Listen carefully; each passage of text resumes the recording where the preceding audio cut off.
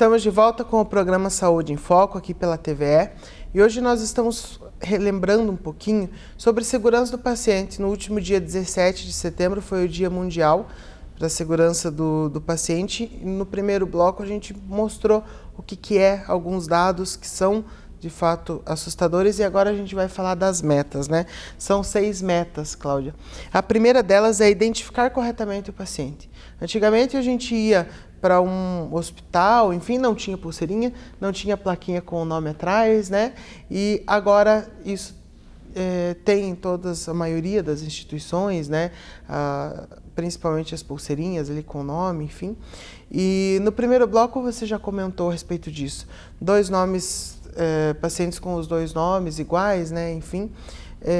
E a gente percebe, Cláudia, eu particularmente, nesse tempo que a gente está em hospital, que às vezes o Maria da Silva, que é um nome muito comum, não tem 2 iguais, mas tem nomes mais difíceis, né? Que você acha que é muito difícil você ter 2 pessoas no mesmo hospital ali, às vezes próximo no mesmo quarto, em leitos diferentes, com nomes iguais, né? Nomes mais difíceis. Eu até vi um caso esses dias que tinha um nome comprido, uma pequena diferença ali na escrita.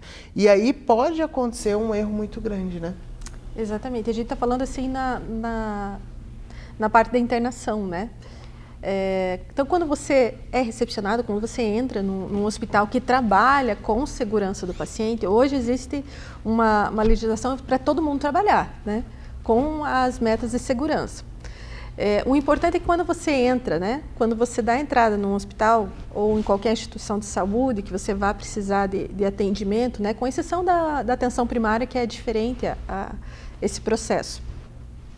Mas você recebe uma pulseirinha, como você falou, né? Às vezes aquela pulseira incomoda, para quem não está acostumado com adornos e adereços, aquilo incomoda mesmo. E por vezes o próprio paciente acaba tirando a pulseira, tirando a etiqueta.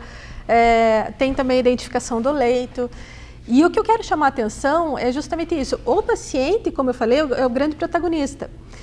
A saúde dele é muito importante para nós, enquanto profissionais, mas também deve ser algo que é algo muito importante para ele mesmo, para a família. Então, caso ele não se sinta confortável, não tire a pulseira, peça para mudar de braço. Mas, aonde você for, se assegure que você está com aquela pulseirinha. Cada vez que um profissional entrar no quarto para fazer uma medicação, o correto é que ele olhe para essa pulseira. E você confira, quando colocar essa pulseira em você, confira o teu nome. Não vai ter só o teu nome ali, né? Existem vários identificadores, justamente para trabalhar com essa questão de homônimos, como a gente estava conversando, o mesmo nome das pessoas. Vai ter ali o nome da paciente, né?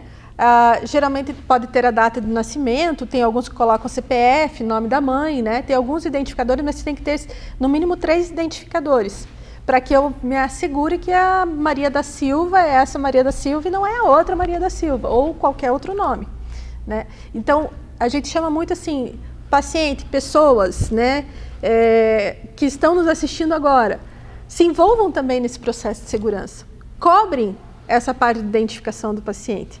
É uma segurança para vocês, para nós também, né, enquanto profissional. Então, o grande start aí, a primeira coisa é a identificação correta do paciente. E como eu comentei, parece algo distante, mas às vezes tem a Maria da Silva, 2 Marias da Silva com mães com o mesmo nome.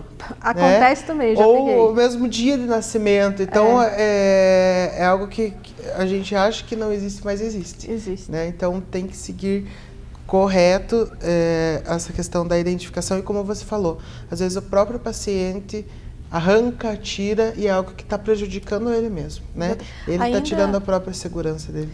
Exato. Nesse quesito de segurança do paciente, antes que a gente vá desmembrar as outras metas, mas eu quero falar que os profissionais de saúde, de uma maneira geral também, a gente está em constante treinamento, né?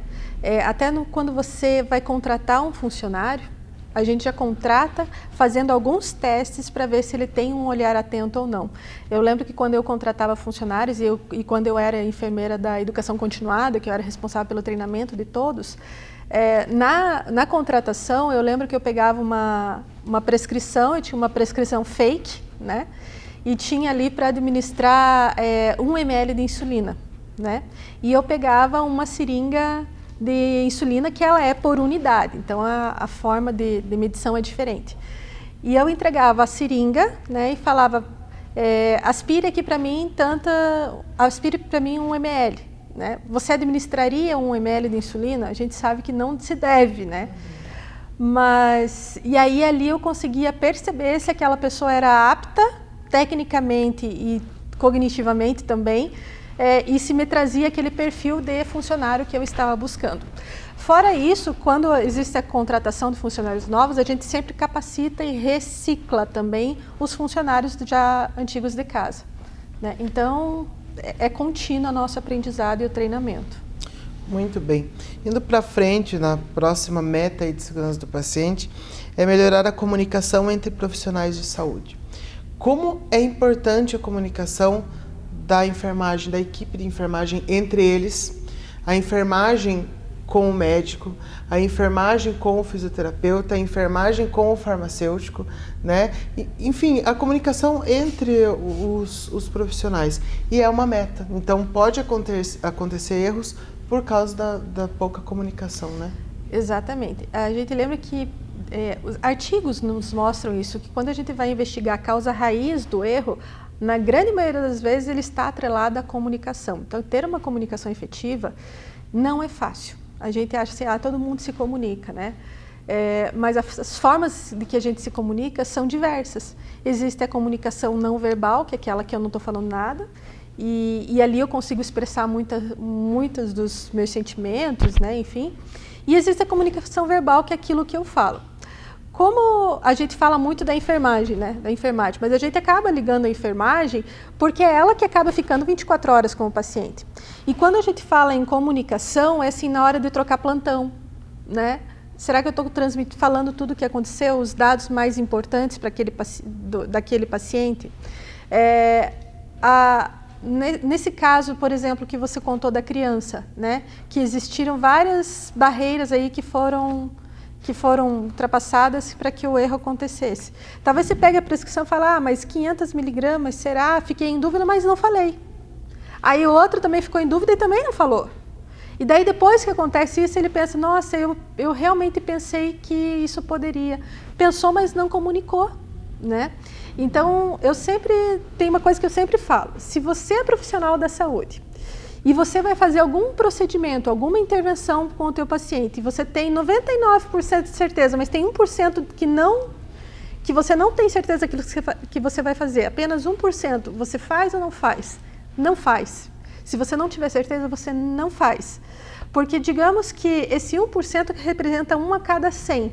Se eu tenho uma entrada de pacientes, de 600 pacientes por mês nesse hospital, quer dizer que 6 pessoas podem sair lesadas por causa do meu 1%. Então, é preferível, às vezes, que você atrase um procedimento do que você queira fazer no tempo que está determinado, mas com erro, né? Então, pergunta, reflete e aí sim, executa, né? Muito bem. A próxima meta é melhorar a segurança na prescrição, no uso e na administração de medicamentos. Eu não tenho esse dado, mas eu acredito que a maioria dos erros com o paciente são por causa de fármacos, né?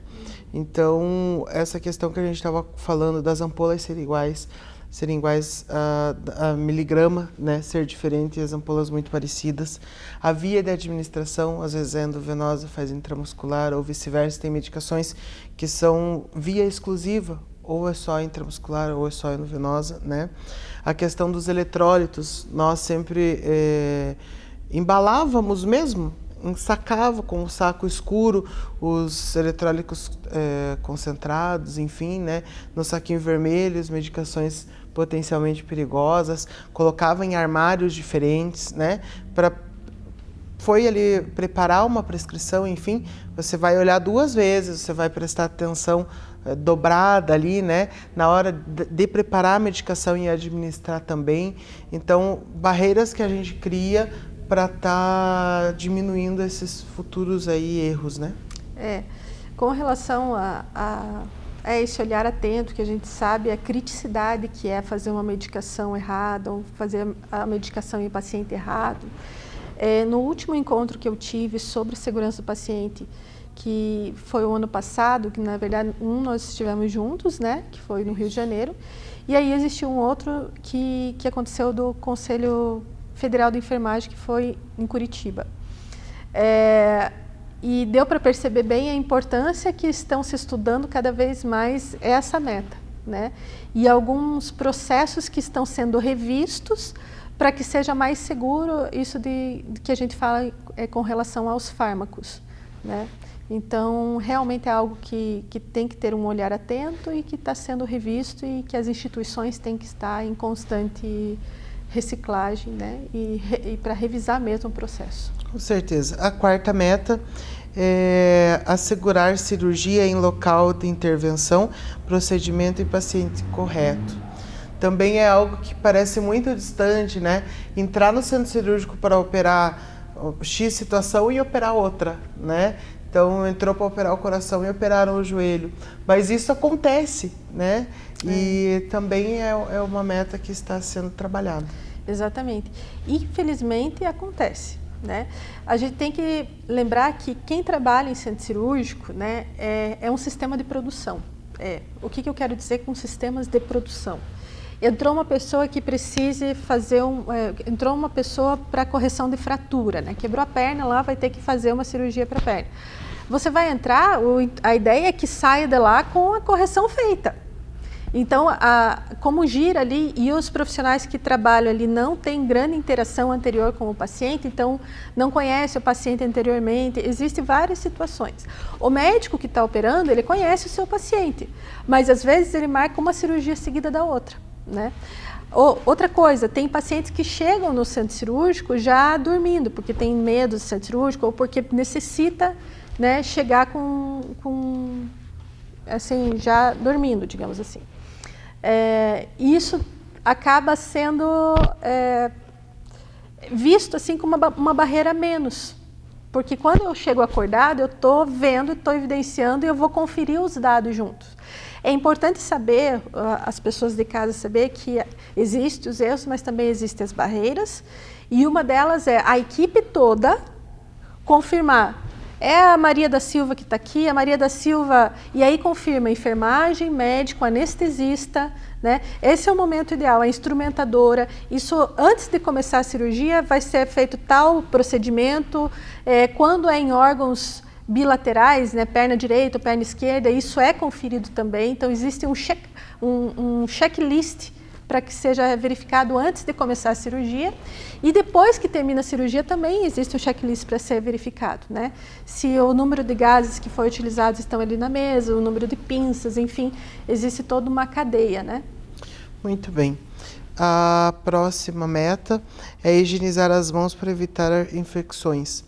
Isso todo mundo sabe, mas às vezes na correria a gente vai num leito, não higieniza as mãos, depois vai no outro. E a gente pode perceber, a gente fala muito hoje, nesse período que a gente está vivendo, em higienização das mãos, no uso do álcool. No começo da pandemia, eu acho que a gente lavava mais as mãos do que agora. A gente automaticamente vai relaxando, né, aos poucos, e isso não pode acontecer. Não pode. Isso aí desde a Florence Nightingale, Semmelweis, falava da importância da higienização das mãos, né? É engraçado que tem alguns pacientes assim que a gente já vê cobrar que você lavou a mão antes de pegar em mim. Isso é legal. Você já passou o álcool, porque às vezes você não precisa lavar a mão toda hora, mas você tem o álcool ali para fazer a desinfecção da tua mão. Então, hoje eu acho que está sendo mais trabalhado. Claro que no início da pandemia parece que o pessoal estava com mais medo, agora o pessoal meio que deu uma relaxada, está se acostumando. Mas o que a gente observou com esse hábito de higienizar as mãos frequentemente, passar álcool, gripes que antes eram mais comuns no período, tudo bem que esse ano a gente quase não teve inverno, né? Mas gripes que eram mais comuns, hoje a gente viu que já deu uma segurada. Por quê? Porque muitas coisas estão atreladas à boa higienização das mãos, né? Então é uma meta extremamente importante. E a última meta é reduzir o risco de quedas e úlceras por pressão. Então também é algo que a gente percebe, né? Às vezes não se faz a mudança de decúbito do paciente que precisava. O paciente é diabético, abre uma úlcera, você trabalha muito com isso, demora lá meses para fechar quando fecha. Exatamente. Né? Então, risco de queda também, né? O paciente pedir ajuda para levantar, para ir ao banheiro, porque às vezes vai levantar sozinho, cai, cria-se aí mais um problema que não tinha. Ele entrou sem esse problema e vai sair com o problema, né? Exato. É interessante porque também o ano passado, o ano retrasado, eu fiz junto com um aluno um trabalho e nós fizemos a avaliação de número de quedas aqui em Ponta Grossa. Então a gente conseguimos a liberação de um órgão e pegamos as ocorrências que aconteceram em determinado período. E nós visualizamos que a queda foi a maior ocorrência atendida por esse serviço. E a queda, se a gente fala em idoso, acaba sendo incapacitante, né? Deixando o idoso incapacitante depois. Quando isso acontece dentro de um hospital, é ainda mais crítico. Eu lembro que quando a gente começou a trabalhar com segurança do paciente, assim, a gente começou a ver a gente viu que em um determinado mês existia um número elevado de quedas e a gente começou a investigar. E a gente atrelou que as pessoas, quando iam se internar, elas levam aquele chinelinho de pano mais bonitinho, né? E aí, nesse chinelo de pano mais bonitinho, algumas vezes não são antiderrapantes, não tem aquela segurança que é necessária. Então, a gente começou a solicitar que no momento da internação, lá na recepção, já falasse que quando viesse que a hora que fosse trazer os pertences, escolhesse um chinelo antiderrapante. Né? E isso, com essa simples orientação, a gente conseguiu diminuir os nossos índices. Então, assim, precisa ver as barreiras, fio no chão, iluminação adequada, a grade da cama, que tem que estar elevada, né? Porque se a pessoa já não está bem e cai, acaba agravando ainda mais. Com relação à lesão por pressão, também você precisa ver se o colchão é adequado, o peso da pessoa, se ela tem uma nutrição adequada, porque a gente sabe que a nossa pele é o maior órgão do nosso corpo, e se eu não tenho uma nutrição adequada, se eu sou um idoso, se eu estou mais emagrecido, existe uma probabilidade maior de abrir essas lesões em áreas de pressão, né? Como, o que é essa área de pressão? É o osso, né? Frente à madeira aqui da cama, o colchão inadequado. Muito tempo na mesma posição. Então, isso faz com que comece a formar feridas, o que a gente chama de lesão por pressão. Algumas vezes, a hidratação da pele é primordial, então tem que hidratar essa pele para fortalecer a pele, não deixar essa pele úmida, né? Principalmente em região sacral, a gente vê isso acontecer muito naquelas pessoas que estão com fralda. Algumas vezes ele sai do hospital bem, chega em casa, acaba abrindo lesão por pressão, e essa lesão às vezes acaba fazendo uma necrose muito grande e acaba evoluindo para uma infecção grave, né? Já existiram lesões por pressões assim que eu já vi, que foi até na região sacral, que foi a gente via a coluna do paciente, né? Ali a final da coluna do paciente. Então é algo muito importante, a gente não pode, tem que colocar coxins. O que é coxins? Nem que seja aquelas coisa para fazer em casa mesmo, pega aquelas boias de criança que tem aquele buraco ali e coloca na pessoa para que alivie justamente essas áreas de grande proeminências ósseas, né? No meio dos joelhos, pessoa de idade, né, quando fica muito tempo deitado, um joelho batendo no outro também pode fazer uma lesão por pressão, então eu coloco ali um travesseiro no meio das pernas, a região de calcâneo, orelha é algo que tem que se atentar também. Então, pessoas que já são idosas, mais fragilizadas e com a nutrição inadequada, têm uma maior chance de fazer uma lesão por pressão e isso acaba se agravando. Muito bem. Cláudia, muito obrigada pela presença. Sempre é muito bom conversar com você, ainda mais sobre esse assunto que nós gostamos muito, né, de passar essas informações. Obrigado por ter vindo. Eu é que agradeço. Só queria dar mais um recado para o pessoal que está em casa. A gente fala muito a gente falou bastante aqui, eu falei do risco de queda no hospital.